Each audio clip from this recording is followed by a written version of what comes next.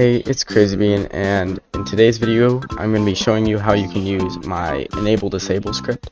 That is probably the best enable disable script you could find out there, because you could do so much things with it that no other script can do. So let me just show you what it can do.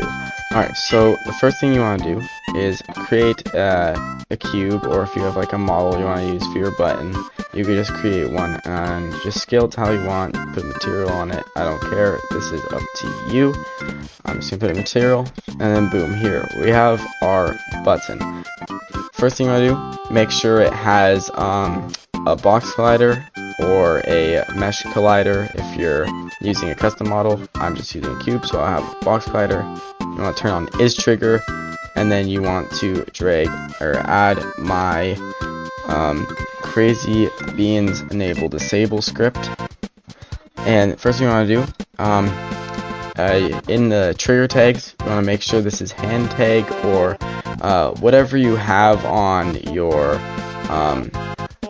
hands, so it will actually press. And then objects to enable. So if you want this to enable or disable a door or something, you could put that in there. So just to test, I'm gonna make it enable a cube. So let me spawn a cube. So I'll just have this cube here, and I'm gonna disable it.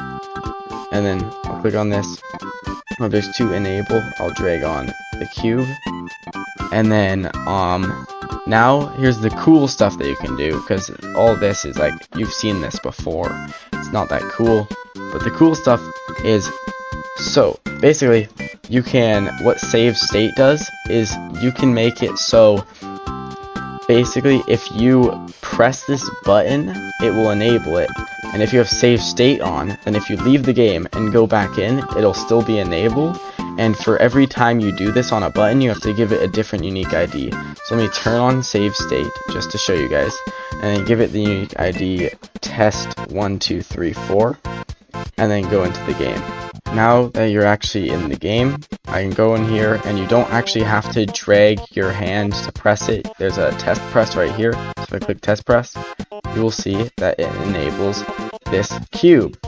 And if I quit the game and then go back in, you can see that it's actually still enabled, which is super cool if you want, yeah, I don't really know how to explain it, but I've used it a bunch of times before in my past games, and it's very useful. The next thing I'm going to show you is, for this to work, you actually can't have save state on, so I'm sorry, but it doesn't work if you have save state on. But basically, if you want it to, say you want the cube to enable for everybody in your lobby, you could turn on use photon and click add component and do a photon view, this one right here. And then you want, just on ownership transfer, you want to change it from fixed to takeover, and then on synchronization, change this from unreliable on change it to reliable delta compressed. And now if you press it in game, it will enable for everybody in the lobby. So super cool. And that concludes this tutorial. If you found it helpful, please like and subscribe, and join my Discord server, and I'll see you in the next video.